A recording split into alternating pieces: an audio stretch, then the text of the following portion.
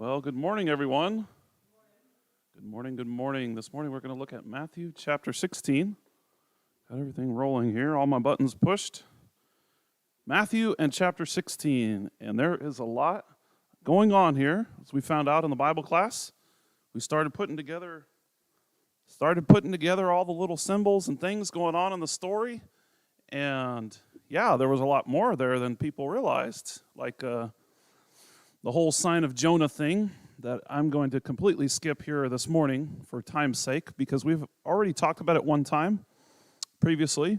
Jesus has mentioned the sign of Jonah, and of course Jonah gets swallowed by a big fish, or sometimes it's portrayed as a whale, and we do these things in VBS, that kind of portrays it as a funny deal, except in Jonah, when he writes it down, and he writes the poetry himself, when we actually read it, he says, "And I called out of my distress to the Lord, and he answered me. I cried out for help from the depths of Sheol," or the literal translation of that from Hebrew would be from the belly of Sheol. Sheol's the grave. Sheol's not the bottom of the whale. Sheol is the grave. And so Jonah either thought he was dead or thought he was as good as dead. And so it doesn't really matter. We can have the argument whether he was actually dead or not in the whale. But the idea here is that he thought he was as good as dead, and that the only way he was going to get out of the whale and it was through salvation from the Lord. And he says that right at the end of his poem there, at the end of the prayer in verse 9, he says, "But I will sacrifice to thee with a voice of thanksgiving. That which I have vowed I will pay. Salvation is from the Lord." And so when Jesus says that he's not going to give these Pharisees a sign, but, there is going to be a sign, the sign of Jonah, he's not saying that I'm going to be in the grave for 3 days. That's not the point of why he's saying that. Yes, it matches up, but the point of Jesus saying those things is that salvation is from the Lord. The grave is not going to be able to hold him. And so we often get hung up on the number of days and things. And there I said I wasn't going to do it, and I just went over the sign of Jonah. So there's the sign of Jonah.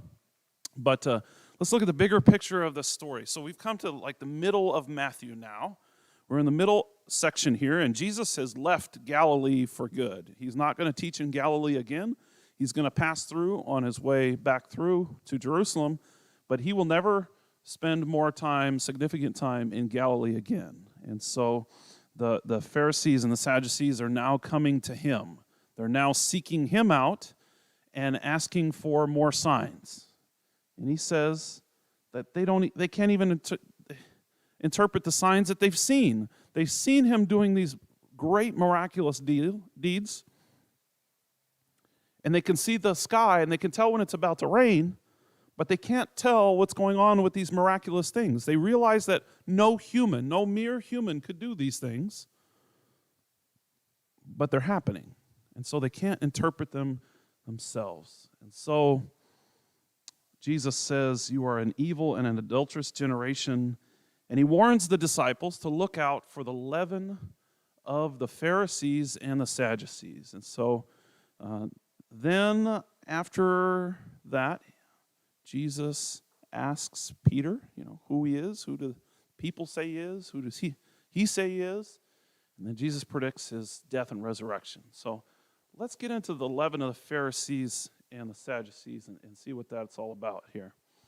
So starting in verse 5, we see that the disciples came to the other side and had forgotten to take bread. Sound familiar?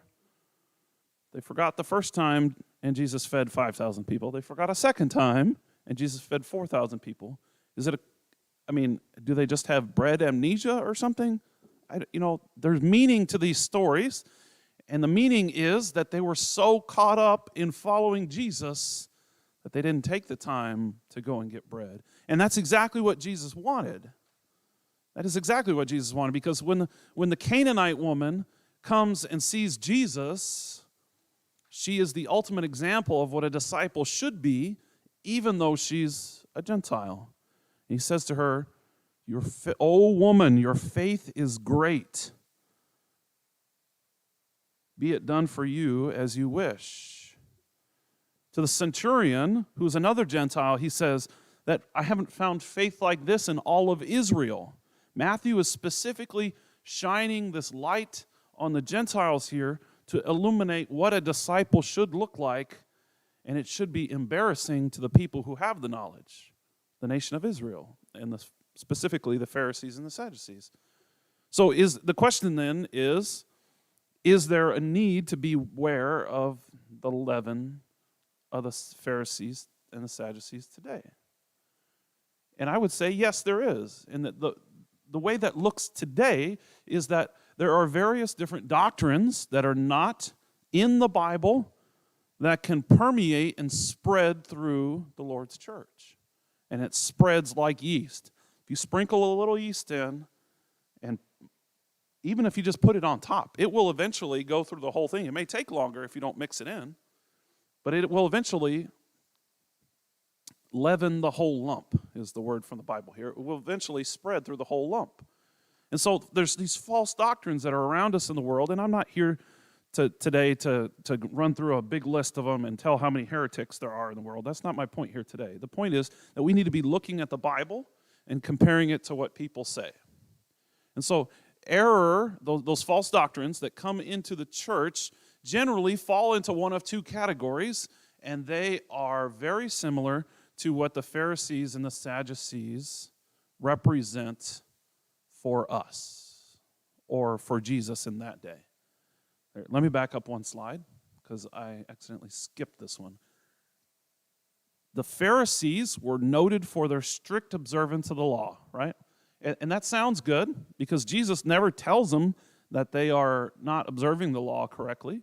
He says that what they are observing is not law, and so they don't need to bind that onto people. But they also had many, many different traditions of the elders, and they bound these like law onto people. One of those was washing your hands, right? That was not in the Hebrew Scriptures. It was not in the Torah, the first 5 books of the Bible, the books of Moses, the law of Moses, whatever you want to call it. It was not in there except for the priests.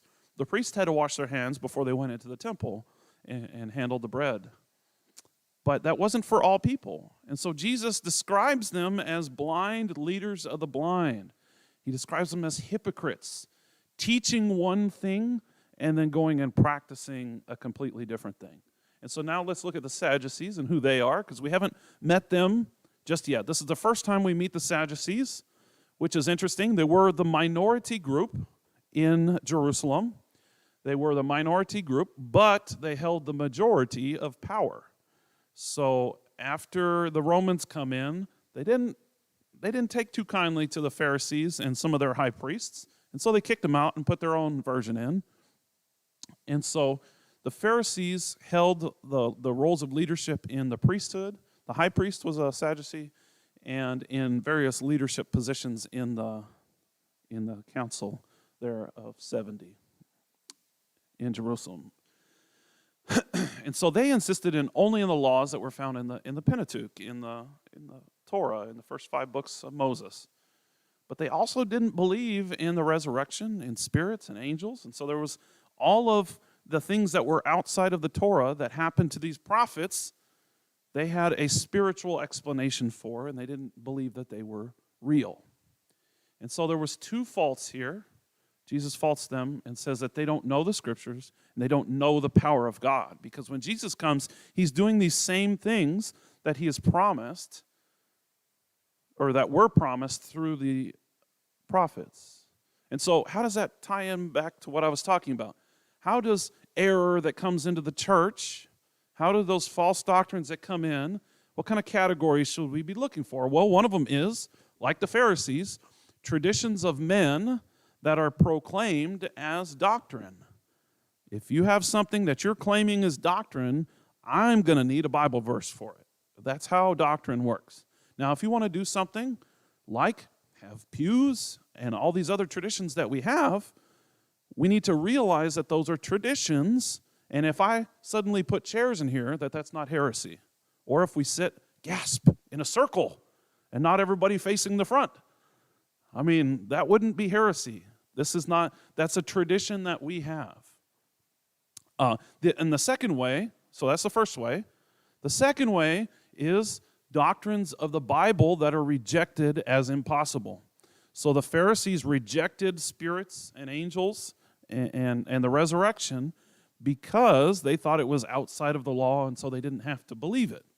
Well, that's exactly what Jesus is warning against here, because what is the major doctrine of Christianity? We wouldn't exist if we didn't believe that Christ rose from the dead. That Christianity cannot exist without believing that. And so if you hear somebody rejecting the resurrection or rejecting the words of Christ, we need to automatically throw up red flags and not let that yeast come into us and deter us from the Word of God and from that relationship that we have with Him. And so that was how Jesus dealt with the Pharisees. Now He's going to move on, and this is where I'm going to spend the bulk of the time in this lesson here. And this is when in verses 13 through 20. And I'm only going to get through 15. 13, 14, and 15 for the rest of this lesson.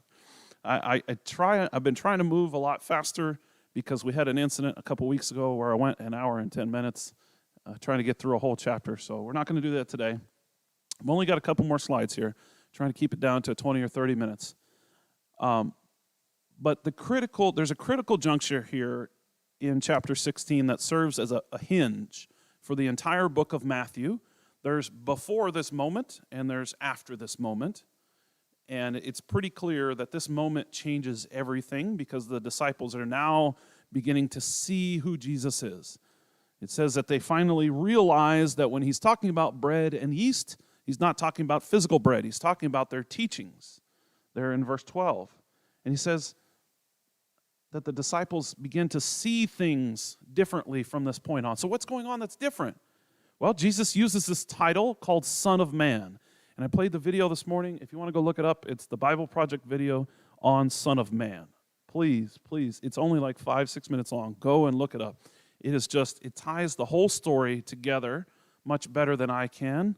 And I'll blame it on the animations, that they're better at animating. But they're actually better at speaking and connecting all those ideas together better than I am also. So, Jesus says, now when Jesus came to the district of Caesarea Philippi, he began asking his disciples, saying, "Who do the people say that the Son of Man is?" So Jesus' favorite term for himself, he uses it over 100 times, is Son of Man. Son of Man. He doesn't call himself Son of God. He doesn't call him, well, I think one time he calls himself the Christ. He doesn't call himself the Messiah. He calls himself the Son of Man. This is a very distinctive title that he uses for himself that has a rich heritage in the Hebrew Scriptures. And so let me bring some of that heritage out. First, I'm just going to mention Ezekiel. Ezekiel, chronologically, happens right before Daniel. Daniel's in captivity in Babylon. Ezekiel is warning of captivity. And so Ezekiel calls himself Son of Man many times in Ezekiel. And he's using that term because he's saying, "Oh Lord, who am I, a son of man?" Do you know what that term man is in Hebrew? Do we remember? I've said it many times. It's Adam. Sound like Adam? Son of man is Bar Adam. In Hebrew, Bar means son. So if I say Bar Kokhba's rebellion, that would be the son of Kokhba's rebellion. Well,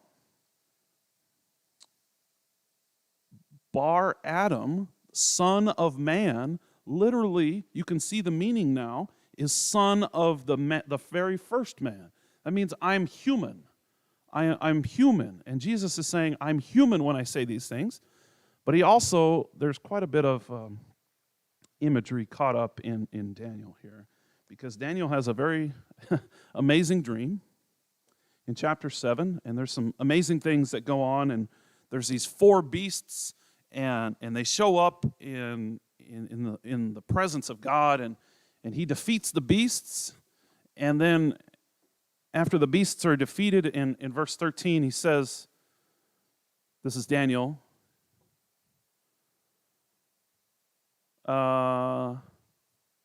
Let's start in verse 12.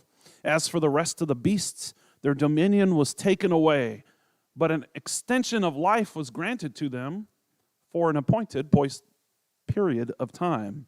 So those beasts are defeated, but they're allowed to live a little longer. In verse 13, I kept looking in the night visions, and behold, with the clouds of heaven, one like the Son of Man was coming, and he came up to the Ancient of Days and was presented before him, and to him was given dominion and glory and a kingdom, that all peoples, that all the nations, the men of every language might serve him. His dominion and everlasting dominion, which would not pass away, and his kingdom, which was one that would not be destroyed. Man, that word kingdom, does that ring some bells for us in Matthew? Yeah, he uses that word 50 some odd times in the book of Matthew. I mean, it's just incredible the number of times he uses that word. And here at the end of the chapter, let me just give you the spoiler alert here. The end of chapter 16, this is the great hope of Daniel. And Jesus says, truly I say to you that there are some standing here truly I say to you, there are some of these who are standing here who shall not taste death until the coming of the Son of Man coming in his kingdom. The Son of Man coming in his kingdom. That sounds a lot like Daniel. That's the imagery that we're supposed to be seeing when Jesus says Son of Man. So he says, I am fully human. I am the image of humanity that is supposed to be elevated to be ruling with God where it was supposed to be to begin with. When God makes Adam and Eve, he makes them in his image and he gives them dominion. That's a rule over a kingdom. And that lasted for a little while till they messed that up. And he had to separate them from his presence because evil cannot be in the presence of God. It cannot be in fellowship with God. And so he had to disfellowship them, kick them out of the garden. And so now they have to work the land. Eventually, evil comes in the form of a beast, like Daniel. And he comes up inside of Cain, and it causes him to kill his brother. And we see Cain's offspring continue that evil streak to the point to where we get to the Tower of Babel, and we have humans reaching out, just like Adam and Eve reached out to seize control for themselves, for themselves. And how did that work out? It didn't. And so God says, wait, hold the show. I'm going to choose one family, and we're going to bless all nations through that family. Genesis chapter 12, he makes that promise to Abraham. He's going to bless all nations, that he's going to make them a nation of priests. Priests are literal go-betweens. That's what the word means, a go-between a deity and humanity. He's going to make the whole nation go between humanity and God to be an example for us. And how did that work out? It didn't. Okay, so we see a pattern here forming. Humanity cannot save itself. The sign of Jonah. Jonah couldn't save himself from the belly of the whale, whether he was dead or not, it doesn't matter. He couldn't save himself in there. And so he cries out for salvation from the Lord, and that's what we get in Jesus Christ. We get salvation from the Lord through this human figure who is elevated in the clouds. And this is all confirmed right at the end of Matthew when the high priest is talking to Jesus. It says, you'll see the Son of Man coming in the clouds. Sounds very familiar to what we see here in Daniel. And so God can't be reduced to any one of these sort of manifestations that we often think of. We think of Jesus being human. We think of him being the Word. We think of him being wisdom. We think of him being the Spirit or having the Spirit or God coming to us through an angel or something. And so the Son of Man here in Daniel 7 is actually the sort of biblical imagery of a class of being. It's not an individual. Yes, Jesus is the ultimate example of that. But we all, as humans, were supposed to be co-ruling with God, just like it was in the garden. And so Daniel represents a future hope for salvation coming through a human figure, a son of humanity. And so it's clear, and Peter, here in a few verses, is going to say it, it's clear that Matthew believed that Jesus was the Son of Man in Daniel, and that he combines all of God's attributes, that he is the Word of God, that he has the Spirit of God, that he is wisdom. And he combines all that with the idea of a human being elevated to God-like status or co-ruling status with God. And so this Son of Humanity is going to emphasize the fact that it's going to be a human-like figure. A lot of times we think of Christ being this holy God who could never do anything wrong, but we need to realize that he wouldn't be who he is if he wasn't the perfect Israelite fulfilling the Scriptures. So the Son of Man is a sort of open-ended. It is a sort of an unclear term, and it invites us to question, who is the Son of Man? Is it this figure from Daniel 7? Or is it Psalm 110? I read Psalm 110 sometime. That's another crazy one. What about Ezekiel? And so the title Son of Man doesn't provide the whole answer, but that is what Jesus calls himself throughout Matthew and throughout the Gospels. And so the answer his disciples give to the question is, well, some people call you John the Baptist. Some people say that you're Elijah. Some people say you're Jeremiah or one of the other prophets. And so both John and Elijah are prophetic figures, right? They're prophets. And so this is sort of a general way of saying, well, you're one of the prophets, right? That was sort of the popular reaction that people had to Jesus, was that, and even Jesus linked his own mission with one of the prophets here in this chapter, right? Jonah. Jonah was a prophet. And Jesus sort of links that into his own life. And so Jesus was a prophet, but he wasn't one of the prophets. He was the prophet.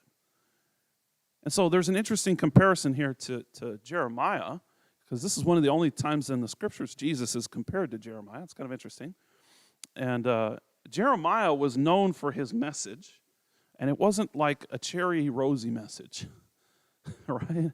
Jeremiah has the word destruction in it in like every other chapter. And so Jeremiah and his message was, Jeremiah was a prophet of doom. I mean, Jeremiah and Jesus' comparison to Jeremiah is a comparison with the continuous resistance against God that the people of God had. Jeremiah encountered this resistance against his own people. Jesus is now having resistance among his own people. And then specifically, Jeremiah really got in hot water when he predicted the downfall of Judah and the destruction of the temple. Well, what eventually lands Jesus in jail? They eventually get mad enough when he says he's going to destroy the temple and build it up in 3 days, towards the end of Matthew. That is really what sets them off. And so that similar message is going to be the defining feature of Jesus' ministry, as Matthew here is trying to tell us. And so all of this is very, the word I used here is honorific. He's honored, they're honoring him by calling him a prophet, but Jesus is, his next question here reveals that all of these titles, they really fall short of what the true estimation of his mission is. It only leaves Jesus on the same level as John, or maybe one of John's successors. It doesn't tell us who Jesus is. Son of Man, prophet, these things. What is going to make it clear for us? Well, what makes it clear for us is when when Peter says, he said to him, "But who do you say that I am?" And Simon Peter answered and said, "You are the Christ, the Son of the living God." He doesn't say Son of Man, does he? He says Son of God. And so to really understand what Simon is saying here, we need to understand what the first century context is here. By the first century, the idea of what a Messiah is in the Hebrew context, here if we're going to talk about in Jerusalem or the Jews, would have been the Greek word Christos, which is where we get the word Christ from. So the Hebrew word is Messiah or Messiah, and the Greek equivalent word was Christos. It was a hope. It was a title of hope. Remember, Christ is not his last name. It's a title. Anyway, and it's used, this title is used to mean the human deliverer. It's the human deliverer that God expected to send to his people. And that's where they got it right. That's where they got it right. Where they got it wrong was this, they had this hope that this human figure would come with a sword to cut off the Romans' heads, essentially. That's the short version. There's very little doubt that Jews in the first century in Palestine, the primary meaning of this word, Christ, in the Greek, was the son of David. He would restore their nation to this glory and independence that it had, and it had first known under King David. And so, therefore, this person was going to be this nationalistic leader. And this term Christ was one that it was really hard to separate from the political aspirations that these people had because they were subject to Rome. And so they were looking for a political leader to lead them spiritually away and physically away from Rome. I'm not going to make the comparison, but I'm going to. We don't need to look in our society for a political leader to lead us spiritually to the truth. We need leaders in this country which are leading towards God, but it's not the leader that leads us to God. It's Jesus who leads us to God. And so if we have a leader in this country who believes in God, that's great. But a political leader is not going to save us from the belly of the whale. That's not going to happen. And that's what they were looking for here in the first century. That's what people are looking for today in political candidates. And this is not the right place. You're not looking in the right place. So let's look at what his whole point here is. We're going to see in verses 22 and 23 that Peter even finds it himself. He finds it impossible to associate this Messiah with Jesus' declared mission of death. Because Peter still has in his mind a political figure. You can't win if you're losing. Jesus says, my kingdom, the kingdom that I came to rule, the co-rule with God, remember the kingdom, Daniel? The kingdom I came to rule with requires sacrifice, requires death, requires defeat, so that I can overcome it, to prove that the ultimate weapon of evil and the beast of this world, of Satan, the ultimate weapon, death, cannot hold me. And so Peter's understanding of Jesus' way of saving his people from their sins, right? Chapter 1 and verse 21, that Jesus came to save his people from his sins. Peter still had a long ways to go to understand what that meant. But he had this initial grasp of what Jesus' actual mission was going to be. And this is the turning point in Matthew where we see the disciples understanding more and more and more about what Jesus is teaching. Because so far they haven't understood anything. Peter has gone beyond the popular knowledge of Jesus as a prophet. And now Peter realizes that Jesus is not one among many. Jesus is not one way among many. He's not one among many teachers. But Jesus is the one climactic figure, the ultimate figure in whom God's purpose is finally being accomplished. He is the ultimate Israelite who has ever lived and has followed the law. And not only is he perfect, so that he can become what I could never become, but he's perfect enough to be a sacrifice. He's perfect enough to be a judge. And so when Jesus deals out judgment, it's righteous. But he doesn't allow that judgment to come onto us without first offering us a way out. So Jesus deals out the judgment, and he offers to take it onto himself, and he allows it to crush him,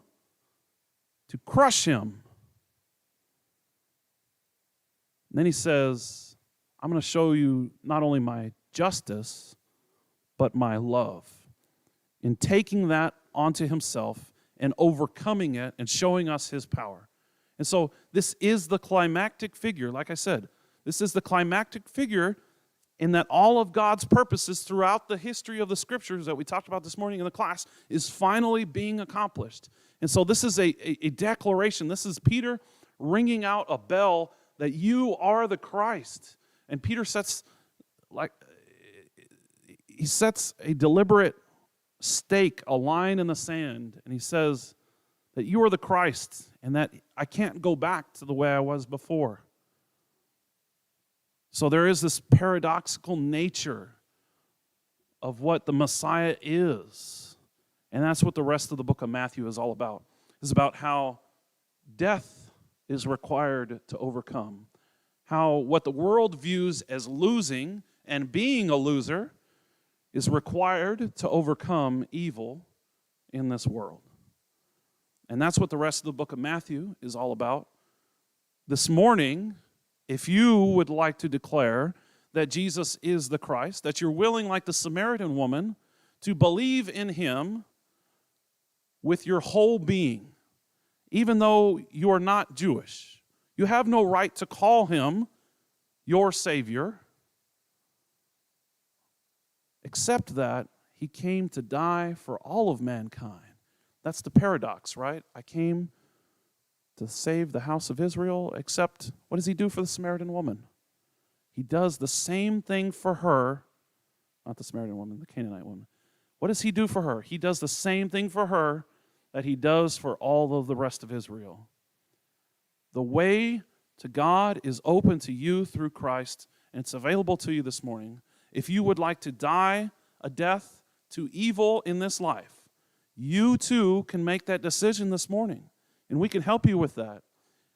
You too need to follow the example that Jesus gave for us, right? The sign of Jonah, being buried in the grave and coming up out of the grave transformed into a new person, showing the power of God.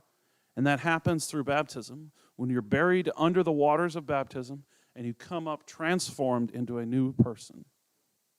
If you need the waters of baptism, or you need prayers this morning, please let one of us know, and we can help you with those things.